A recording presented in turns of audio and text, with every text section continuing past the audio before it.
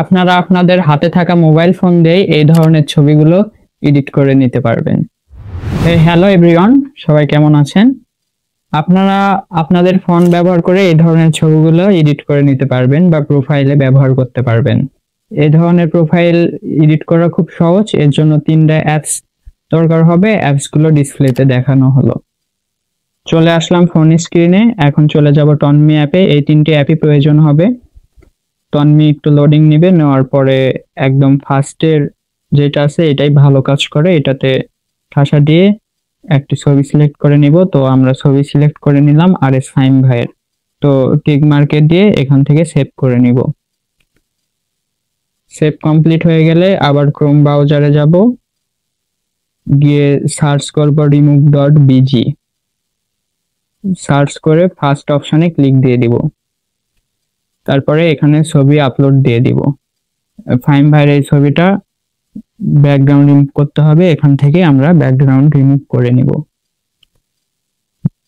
তো আমরা এখন চলে যাব পিক্সআর্ট অ্যাপ্লিকেশনে, গিয়ে সি অলে ক্লিক করে আমাদের যে ব্যাকগ্রাউন্ডটা প্রয়োজন সেই ব্যাকগ্রাউন্ড নিয়ে নিব। এগুলো ব্যাকগ্রাউন্ড আপনি আমার ডিসক্রিপশন বক্স থেকে পেয়ে যাবেন ড্রাইভ আকারে। এখন আরএস ফাহিম ভাইয়ের নামটা লিখে নিব, ফাহিম।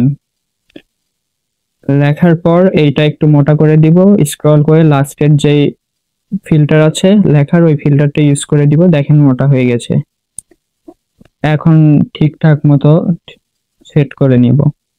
সেট করার পর শ্যাডো অপশন থেকে কম বাড়া করে অ্যাডজাস্ট করে নিব, আর একটু কমাবো, না থাকে এটা ঠিক আছে। পরের অপশনে গিয়ে এই সাইজটা একদম ঠিক করে নিব, নিচ বরাবর একটু ব্ল্যাক শ্যাডো যেন থাকে। খুব একটা বোঝা যাবে, আবার খুব একটা বোঝা যাবে না, এরকমটা না। তারপরে ইফেক্ট অপশনে গিয়ে ব্লার অপশনে যাব। ব্লার অপশনে গিয়ে এই ফিল্টারটা ইউজ করব। এই ফিল্টারটা অনেক ভালো, এই ফটোর জন্য ভালো কাজ করবে। এখন অ্যাড ফটো থেকে ফাহিম ভাইয়ের ছবিটা অ্যাড করে নিব। তারপর ইচ্ছা মতো সাইজটা দিয়ে দিব, যেভাবে দিলে সুন্দর লাগবে সেটাই করব আমরা সবাই। এই সাইজটাই মনে হয় ঠিক আছে। এখন স্টিকার থেকে শ্যাডো ব্যবহার করব। শ্যাডো সার্চ করাই ছিল, আপনারা সার্চ করে নেবেন। শ্যাডোর এই ফিল্টারটা আমরা ইউজ করব।